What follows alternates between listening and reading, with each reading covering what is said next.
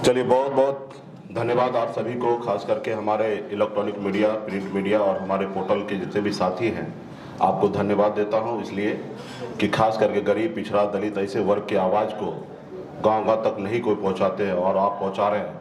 इसके लिए तहे दिल से आपको धन्यवाद देता हूं। आज यहाँ पे आप लोग समक्ष में अपनी बात रखने का मौका मिल रहा है। साथियों, आप सबको जैसे जानकारी है कि 25 जुलाई 2023 को वीरांगना फूलन देवी जी के शहादत दिवस के अवसर पर हम लोगों ने एक निषाद आरक्षण संकल्प यात्रा हमने निकाला, जो तीनों राज्य में, यूपी, बिहार, झारखंड, तीनों राज्य में जाएंगे और 80 जिला हम लोग कवर करेंगे।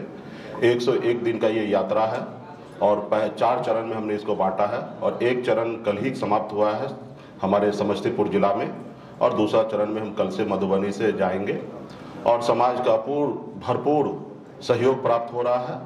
पूरे यूपी, बिहार, झारखंड में जहाँ पे भी कार्यक्रम हो रहा है, लाखों की संख्या में युवा जुट रहे हैं और पहले जैसा लोग अभी नहीं रहे। मोदी जी के कारण डिजिटल इंडिया का लाभ हमको भी मिल रहा है, जो आज यूथ जो है मजबूती से साथ दे रहे हैं। वो देख रहे हैं कि उनके घर, उनके बच्चे, उनके आने वाला पीढ़ी को कैसे भविष्य बेहतर हो।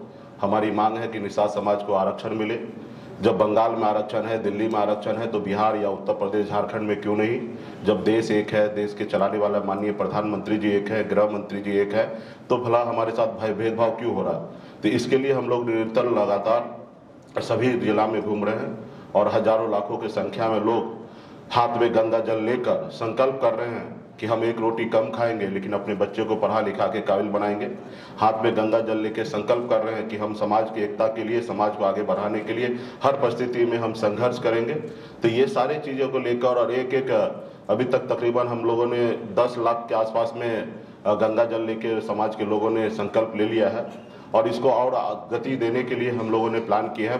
पार्ट 2 में हमने इसका निर्णय रखा है कि कम से कम 1.5 करोड़ निषाद को संकल्प कराया जाए और 28 तारीख को ही पटना से ही हमारे सैकड़ों गाड़ी रेडी हो रहा है और सभी को प्रभार दिया जा रहा है कि प्रखंड स्तर पे टीम बना के एक एक गांव में जाके कोई ऐसा गांव ना रह जाए कि वहाँ छूट जाए समाज के लोग संकल्पित होने से। तो इसके लिए भी हमारा पार्ट 2 भी हम लोग अभी 28 तारीख को पटना से रवाना करेंगे। उसके आगे भी धीरे धीरे कार्यक्रम बढ़ते रहेगा और बहुत ही भरपूर सहयोग मिल रहा है और खास करके आप लोग भी जितने भी नेशनल चैनल, तो निश्चित तौर पर उतना सपोर्ट नहीं मिल रहा है लेकिन जितना मिलना चाहिए, लेकिन उनका भी सपोर्ट मिल रहा है और ख़ास करके जितने भी हमारे यूट्यूब चैनल है या बिहार के रीजनल चैनल है, सबका भरपूर सहयोग मिल रहा है और गांव-गांव तक, एक एक लोगों तक हमारी बात को पहुंच रहा है, आवाज़ पहुंच रहा है। इसके लिए आप सभी को धन्यवाद दे रहा हूं। और कुछ आप लोगों को पूछना है? ये बताइए, बीजेपी से कैसा, तो हरी सनी को प्रतिपक्ष का नेता बना दिया गया, आपके लिए कितनी संभावनाएं है बीजेपी में या फिर INDI? देखिए, मैं संभावना ढूंढ नहीं रहा हूँ।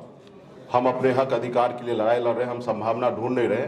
हमारा संभावना बहुत अच्छा बम्बई में था। बम्बई की ज़िंदगी, ऐशो आराम की ज़िंदगी को छोड़कर और गांव में, बिहार में आए हैं तो अपने लोगों को हक अधिकार दिलाने के लिए। और हरी सैनी जी जो हमारे समाज का ही बेटा है, बड़े हैं, बड़ा भाई सामान्य है, उनको भारतीय जनता पार्टी की तरफ से नेता बनाएगा, उसके लिए बधाई है उनको। और वो उनको जो दायित्व मिला है वो काम करें। हमारा भी लक्ष्य है कि यूपी, बिहार, झारखंड में 5 करोड़ निषाद है, जिसमें भारतीय जनता पार्टी ने एक लोगों को सम्मान दिया है। 4,99,99,999 लोगों को अभी भी वंचित है।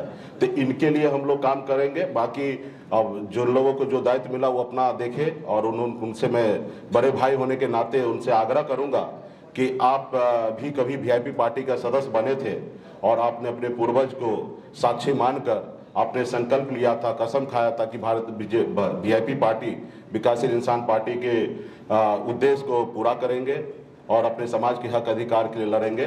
तो कृपया करके आप जो उद्देश्य आपने संकल्प लिया था उसको पूरा करें, जहाँ पे भी रहें स्वस्थ होकर अच्छे काम करें।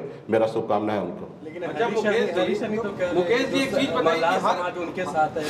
देखिए, आज देश और दुनिया सबको पता है और आपको भी पता है, मुकेश सहनी को MLC नहीं मिला, उसके बदले में उनको MLC बनाया गया। उसके बाद मुकेश सहनी को रोकने के लिए आपने मैंने 25 तारीख को ही हमने कह दिया था कि हमें लोग धमकी दे रहे हैं कि आप बात मान लीजिए, नहीं तो विधान परिषद में आपको सामने नेता खड़ा कर देंगे। हमने कहा था कि आप कर लीजिए, आप मुख्यमंत्री बना दीजिए, प्रधानमंत्री बना दीजिए, मुझे उससे कोई फर्क नहीं पड़ता है।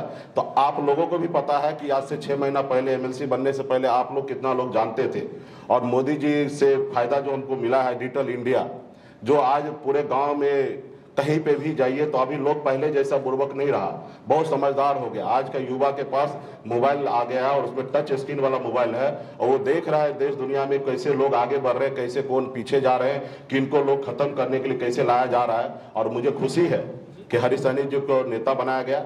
कल तक वो मान रहे थे भारतीय जनता पार्टी कि बिहार में नीतीश कुमार फैक्टर है, और नीतीश कुमार जी को कमजोर करने के लिए सम्राट चौधरी जी को लाया गया, उनको नेता बनाया गया।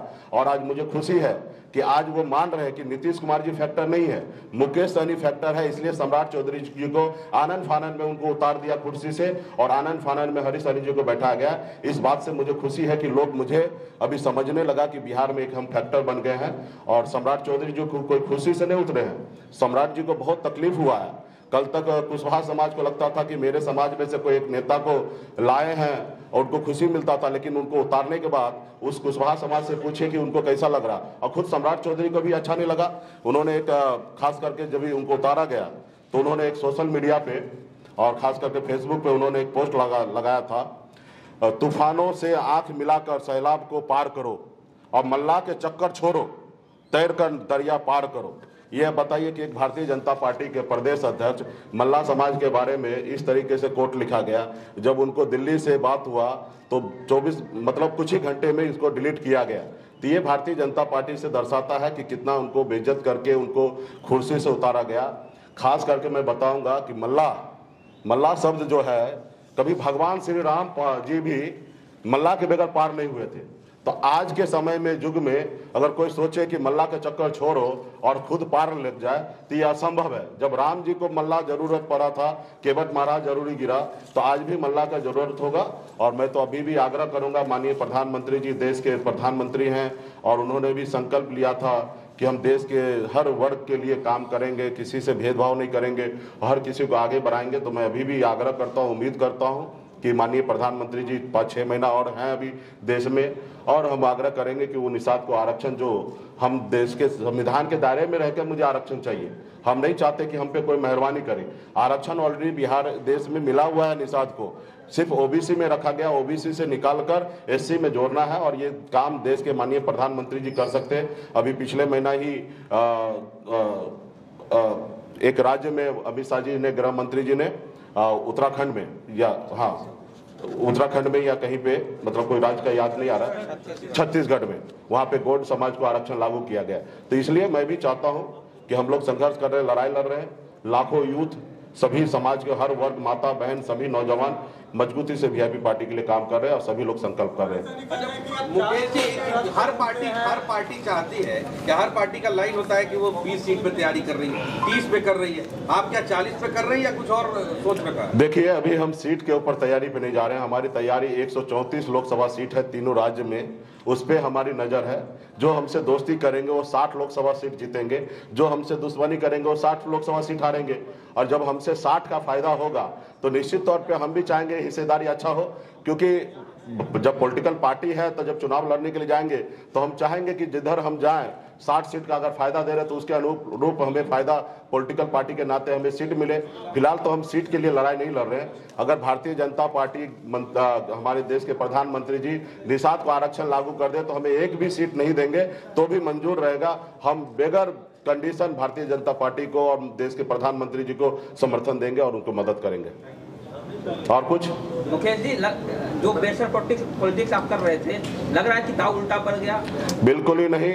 आपको इतना सारा चीज में आपको समझ में आना चाहिए, कोई उल्टा नहीं पड़ा। मुझे खुशी है कि मुझे लगता है कि हम बहुत सही रास्ते पे और आगे बढ़ रहे हैं। बहुत बहुत धन्यवाद आप सभी को।